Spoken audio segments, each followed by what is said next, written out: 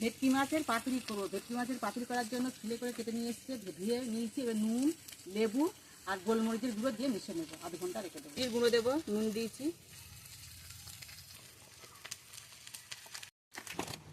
কলা পাতাটা কেটে নেবো।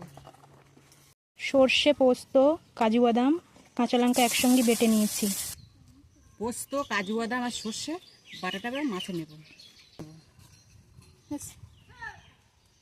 এটা দিতে মনে নেই, হলুদ আর নুনটা, নুন দিয়েছি, এর অল্প করে নুন আর হলুদ দিয়ে ভালো করে মিশিয়ে পাতাটা সেঁকে নিচ্ছি। এবার মাছটাকে বেঁধে নেব।